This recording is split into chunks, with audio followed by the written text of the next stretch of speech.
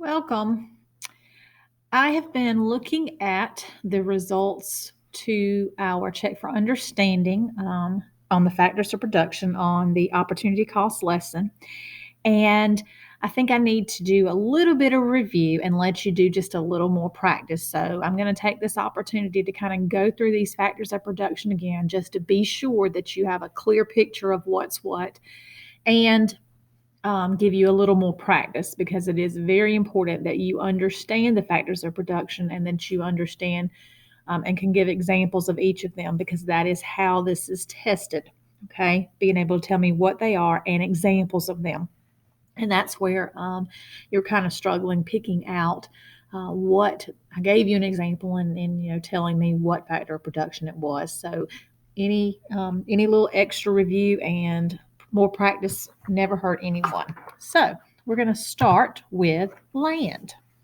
So what I've done here is I'm going to explain land. Land is any natural resource that is used to make a product or service. So I've got pictures here. Obviously, water is natural, a natural resource. Trees, because trees are used to make lumber, they're used to make paper, all kinds of things that trees are used to make.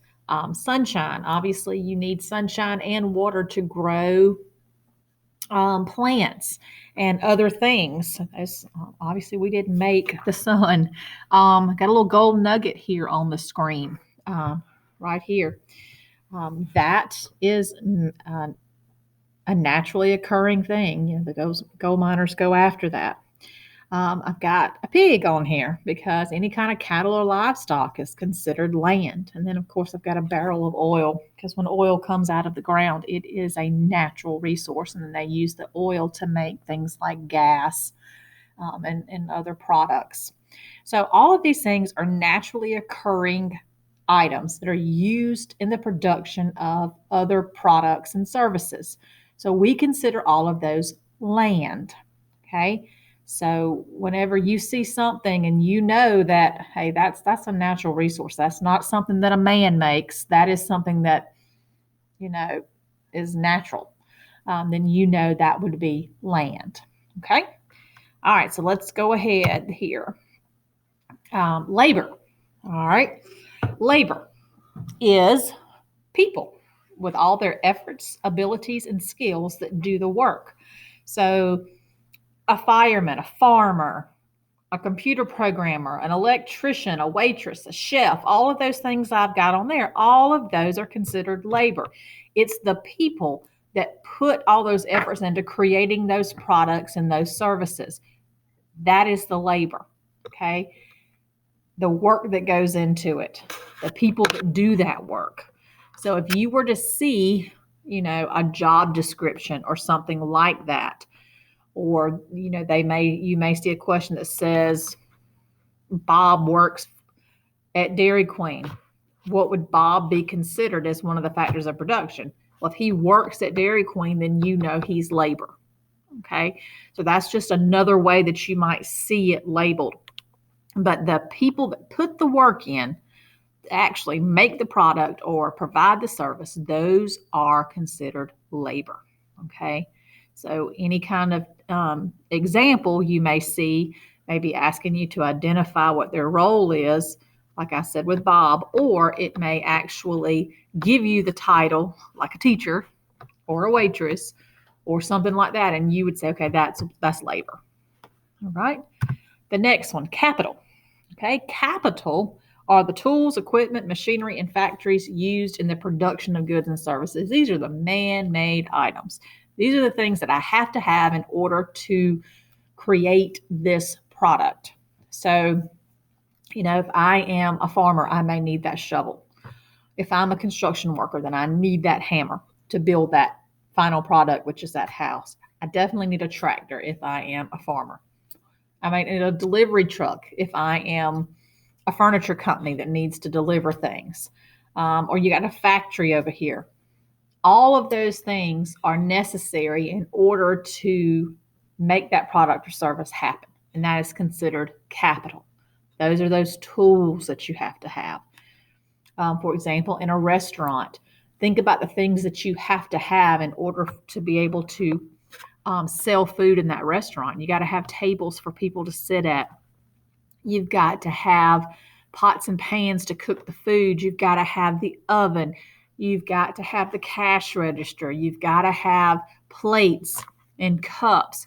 All of those things are considered capital because they are going in to providing that service to people, which is the restaurant. That's the service you're providing, okay? Providing that food.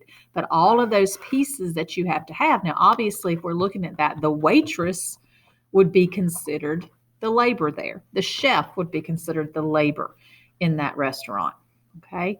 The land there may be some of the food that you're using to cook, okay? That's natural stuff, okay? And then, and of course, the land that the actual restaurant is sitting on. Those are all things that are factors of production. And then, of course, lastly, you've got entrepreneurship, which would be like your restaurant owner. Those people that take that risk to start a business. It's a risk to start a new business. It's a risk to start a restaurant because it takes up a lot of time. And what if my food isn't good or something happens and people don't come to my restaurant and I have to close? Well, then I lose money. Or what if my restaurant is a great success? So there is a big risk in starting that new business. You never know what's going to happen. Who would have ever predicted that this pandemic would have happened and it would have caused so many businesses to close? So you never know. That is a huge risk. Of course, on the page here, I have some pictures of some pretty famous entrepreneurs: Bill Gates, Jay-Z, Oprah, and others. That's your Shark Tank crew. But there are entrepreneurs everywhere. You probably know some. If you've got a friend or know someone that has their own business, they are entrepreneurs. If they started their own business, then they are an entrepreneur and they have taken that risk to make and provide that product or service for people. And so that's what an entrepreneur is. So let's just go back real quick and recap. So our factors of production are land. That is a natural resource. So if I roll off water, trees, gold, oil, pigs, cows, any of that stuff that's naturally occurring, that is land. Labor, that's all the work that goes in. Okay. So we've got it here. Those waitresses, those farmers, the custodians, the people that cut grass for you if they're not the business owner and they just work for him. Capital. If you got a lawnmower business, then obviously a lawnmower is going to be your capital. A rake would be your capital. All of those things that you have to have in order to have that business going and create that lawn service for folks. Okay, that's capital. And then lastly, that's that entrepreneurship. The guy that started that lawn care business, that's your entrepreneur. Okay. So I hope that I have kind of helped you understand what I'm talking about. I did see more confusion between labor and capital than, say, land and entrepreneur. So just pay close attention to that. And I'm now I want you to go and click on the activity that I've got attached to this. There are 12 examples of factors of production, and I want you to identify them and then turn them in to me so I can be sure that you have got this, okay? Because this is very important foundational knowledge in econ that I need to be sure that you have this concept. Hope all is well, and hope to see you soon.